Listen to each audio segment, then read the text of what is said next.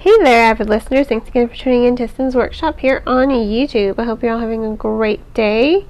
So today we're going to be talking about In a Study with a Wrench.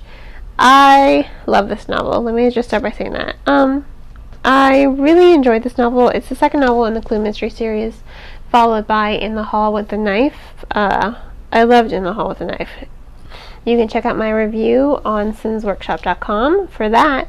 But this is the second novel in the series, and I think it was really well done. First and foremost, this is a character-driven novel. You are following these characters from the Clue gang. You know, they're at boarding school. They're dealing with the events of the first novel, which, you know, I can tell you this because it's not a spoiler. They're dealing with the murder of Mr. Bodystill, you know, with the murderer, with the events of that. And it's a lot for these characters to take in. I mean, they're just kids, and yet they have to deal with all of this that's happening. And I really do think that it was structurally sound. And we really do get to know these characters even more. They were all suspects, obviously, in the first novel.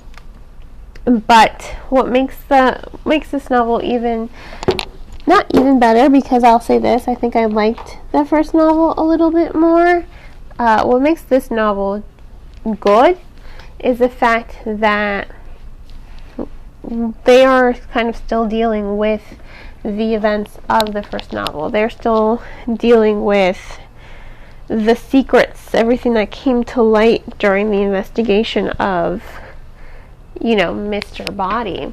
And I thought it was well done. You know, I thought it was a really good character evaluation, because you get to see these characters. You get to see who they are as characters. Sorry, I'm kind of doing some housework as I'm recording this.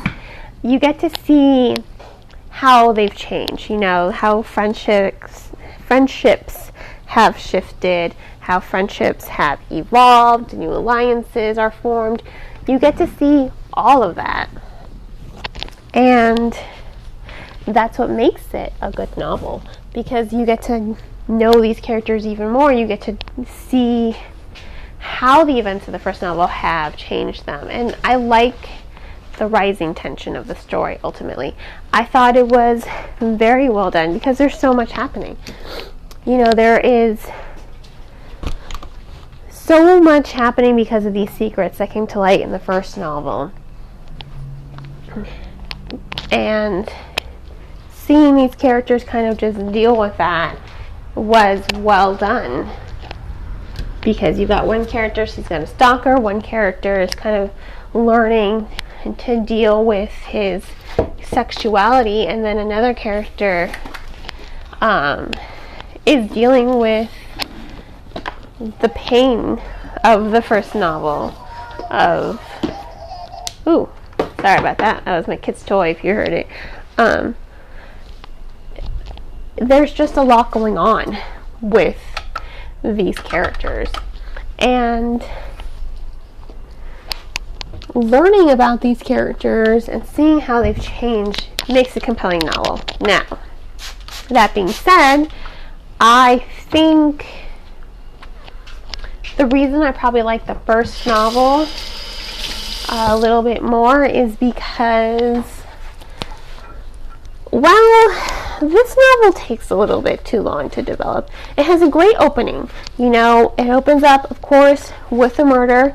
It is a whodunit kind of novel, and you have to figure out who done it. And of course, you know, you've got your cast of characters from the Clue game, and they are, you know, suspects. So you're kind of learning what the hell is happening now. But what Diane does, you know, the author of the novel, what she does is she spends a little too much time recapping the events of the first novel.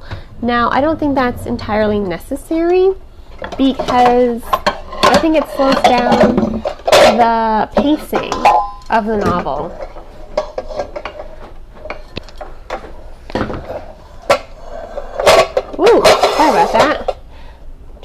myself some lunch, multitasking. She slows down the pacing of the novel, and I don't think that that was necessary, because I mean, it's okay to recap your novel. A lot of authors do it when they do a series. You know, they do like to recap. Sorry about that. I know I'm making so much noise. They do recap the events of what happened in their previous novel, but I don't think it was necessary here, because it really slows down the pace. Now, I would have been okay with it if the author had decided to just kind of trickle it in throughout the series, or not throughout the series, throughout the novel, because, like I said, it really does slow down the pacing.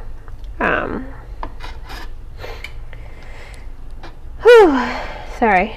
My allergies are making it hard to breathe, and I'm also chopping up some onions and peppers for my lunch. But I don't think it was necessary. You know, I don't think it was completely necessary to recap so much in the beginning, because yeah, you have the murder, but it takes them so long to just find the body, and you're like, okay, when are they gonna? That's me. I was just like, when are they going to discover the body? It took too long. It really did take too long to get to that point. But once it does, I will say this. It is a very good build. It does build the plot of the story very well. It does. That rising tension is amazing. You know, she does exhibit a little bit of Agatha Christie in her work. And I do think that that slow build in her storytelling was key in making this story really gripping, because you're watching these characters, you're seeing the events unfold, and then things happen. I'm trying to tell this review without spoiling it, because it was such a good story. It was so good. I loved it. Not as much as the first book, but I did love it, because I do think that it was well done, ultimately. Now, as for the story itself, you know, yeah, it takes too long to develop, but what is really good about it as well is there's a switch in mediums. You know, the way she tells her story. She goes from narrative to email correspondences. Usually, when authors do that, it's a little jarring to the reader, but I didn't find it jarring at all. I thought it flowed. I thought it fit. More importantly, I thought it was key in the storytelling. You know, I think it was essential, because those email correspondences mean something. And again, I can't really say much. Oops, sorry about that. I can't really say much without spoiling the story, and I really don't want to spoil the story. I really don't, because it was so good. I really do think it's worth reading, but like I said, it does have a little bit of a slow start, in case you are worried about that. But, you know, ultimately, it was good. That's all I can say. It was good. It was totally worth reading. And you know what? I definitely highly recommend it. So once again, this was In the Study with the Wrench. It's the second novel in the Clue Mystery series. Definitely highly recommend it. I recommend purchasing the book off of bookshop.org, because a percentage of all proceeds do go to supporting local booksellers. If money's tight, which, you know, for a lot of us it is. I definitely recommend checking out the book from your local library. This is definitely a series worth reading.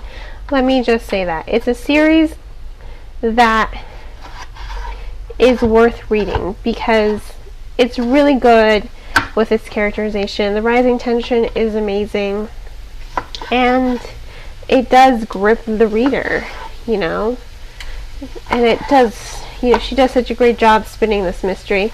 You can't help but love it. So once again, Study with a Wrench, 4.5 stars. I hope you all have a great rest of your day, and as always, happy reading.